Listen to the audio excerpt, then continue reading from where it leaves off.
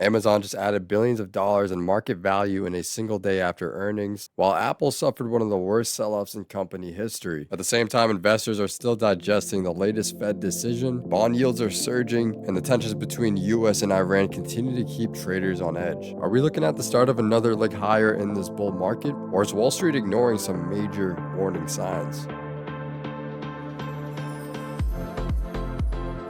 Welcome back to StockWatch. This week was all about earnings, the Federal Reserve, and geopolitics. Amazon delivered a monster earnings report and helped push major indexes higher, while Apple raised hundreds of billions of dollars in market value. Meanwhile, investors continue to watch the rising bond yields, Fed policy uncertainty, and developments including Iran and oil prices. Without question, the biggest story this week was Amazon. The company surged more than 15% after reporting its strongest revenue growth in years, proving that AI spending is translating into real business growth. At the same time, Apple created one of the biggest divergences we've seen between two mega cap tech companies in recent memory. Those two stocks alone had a massive impact on the overall market and showed investors exactly what Wall Street wants to see right now. Real AI profits, not just AI promises. Taking a look at the S&P 500, we had closed nicely on the previous day of trading to end the week. You do see pictured on the weekly chart a nice buying pressured candle pressing up, beautiful green hammer candle, and depicted on the daily chart we had seen that comeback after a bit of a sell-off nearing towards that bottom of this range, which is roughly by that 724 zone. We had seen a couple of touch points looking like it's going right back down to that touch point, then boom, gap and go by the buyers and continuation on the last day of trading. S&P in a nice little prime position here, definitely giving off what we were seeing on the last week of trading after condensing up here, selling off in a gap down,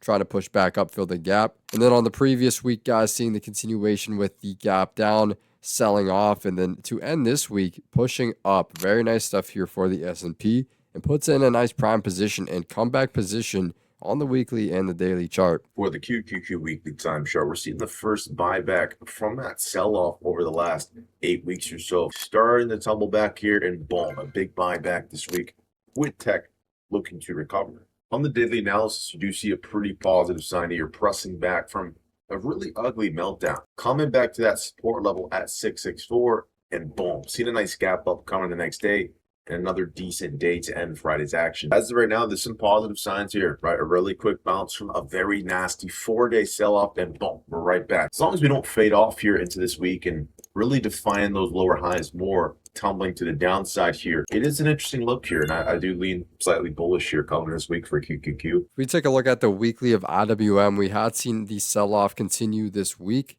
You know, we've had that big run up after pushing it over these highs, breaking and retesting. And then after finding right around that $300 level high, pushing down for multiple weeks. And that continues here. The good news, not very volatile weeks compared to what we've seen on the uprise. The bad news, sellers staying in that control now for 5 weeks in a row. So next week, it would be nice to see a green week here for the buyers to reverse the trend and hold position over these highs here, turn to support. The sectors that led the market this week were AI and internet retail. And the sectors that lagged the market this week were mainly consumer electronics, electric vehicles. So what this means for the market is that money isn't rotating completely out of tech like we saw previously. Instead, investors are becoming much more selective. Overall, this remains a stock picker's market where earnings matter more than ever and are really moving the market like we're seeing, and investors are separating the winners from the losers. So for next week's events, lock in your charts because next week's biggest market catalyst is Friday's U.S. jobs report. After the Fed held rates steady this week, investors are looking for clues on when rate cuts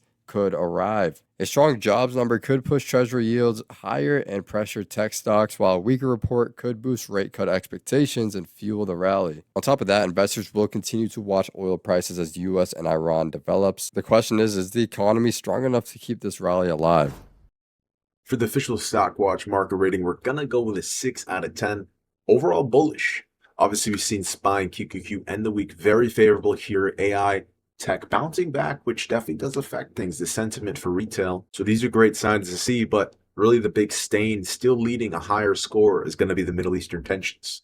On any given week, any given day within the market, as it transpires, there's always that variable chance that the market gets hit with bad or good news, which will dramatically change price action, still keeping the confidence level lower. The first prediction, we have ASML to the downside. Now, we had seen ASML building this structure at these highs, nearly at that 2000 psychological level as a high, pushed down with this resistance and support. We had then seen the sellers take control. We had gotten pushed back down to these previous highs, this key area of interest zone, as you see, rejecting multiple times, seeing another rejection here after compiling, retesting, hitting this 50-day moving average, popping outwards, getting into a bit of a structure here, then popping outwards. And from there, guys, we retest that exact key area of interest, do get the bounce, but now we're seeing the bearish engulfing bar set up perfectly for a dead cat bounce here. So we do lean bearish back to this key area of interest with a short-term movement. Could be expecting price to push down roughly 5 to 6%, especially with most of the semiconductor space in a tougher position entering next week. For the next setup, we're going to go with CrowdStrike to the upside here. I mean, just check out the stretch of beautiful green candles. We're seeing an incredibly strong stock wake up, which has some good fundamentals to back it. So going to the higher time frames here, obviously we're finally getting that big movement to the upside, going non-linear, and there appears to be no end in sight. Nice green hammer candle rebounding from that sell-off, very similar to what we've seen just at the start of April. And then flipping to the daily time chart on the daily candles, I mean, you see such a nice flag breakout, breaking out Friday, leaving a pretty healthy day. Meanwhile, a lot of stocks ended the day red or at worst neutral here. So I do like CrowdStrike here to test 200. We're back at those 217 highs for your all-time high test here. CrowdStrike, really good name to the upside. For the next play, we're going to go with Tesla to the upside here. Now, just such an oversold movement, flipping red to green here, looking for that reversal. All we need to see is just a little bit of steam over Friday's high.